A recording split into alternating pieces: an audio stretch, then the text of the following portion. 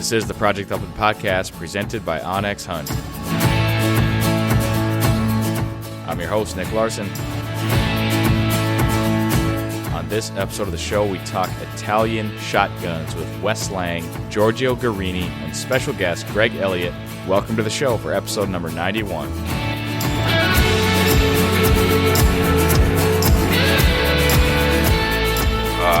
There's this opportunity to do it a lot better, noticeably better.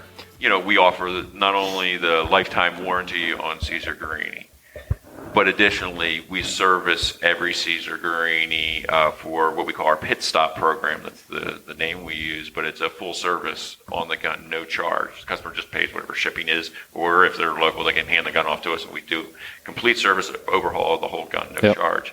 And we've even, although it's not on paper, we normally extend that to secondhand guns all the time. You own it, you're part of the family, is what we say. So, people are shocked that we say, well, I'm the second owner, I'm the third owner. They admit that to us. And that's fun for me because I always say it doesn't matter. You're part of the family. PitStop's no charge for you. Yep. Or, we help them out. Why or how does that work? People are so surprised by that point that we've made a real fan of the customer when we do things like that. Yep. And so that's been a key point in our overall strategy. Treat people well. Who would have thought it, right? Right. Yeah. Yeah. And that can be, I think a buddy of mine's got a Caesar Guerini and he hunts grouse a lot. So he had his gun sent in. It must have been for the PitStop program. Refinish it.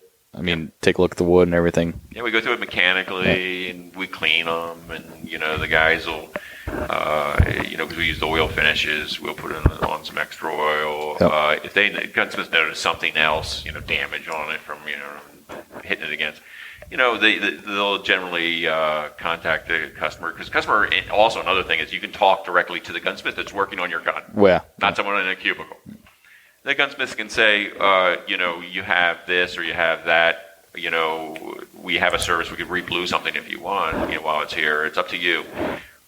Our gunsmiths are not salesmen, and they don't push services. Yep. And that's a key point I always make to them. We're not trying to sell you something. But, if I put a big scratch down the side of my barrel or I let it rust or something like that, and it was already there, I might say, it doesn't sound like a bunch of money. It's relatively affordable. I'll re-blue it for me. That'd be great.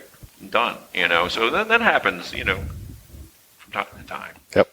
There's two ways a company can approach customer service in general. Any company. You can treat it like a Ford dealership or car dealership. Don't mean to pick on Ford. I love Ford. Got Ford. And you can look at it as a profit center. Okay. So a lot of dealers will tell you, and a lot of people have heard it, they make more money off of servicing cars than they do selling. That's why they can sell them with $1,000. After they sell a $45,000, $50,000 car, they put $1,000 in their pocket. It's chump change. Doesn't matter because when I service this thing, I'm going to make a fortune. Right? So a lot of companies will look at it as a profit center. Conversely, a company can look at it as a marketing tool, right? Or as a marketing advantage. So when a gun has a problem with it, which every mechanical object on the planet will eventually have, it's our opportunity to impress our customers, to show them we care, and to leave them with a better feeling than they had the day they bought the gun. And for us, that's the route we take. We put money into customer service instead of trying to make a buck off of customer service.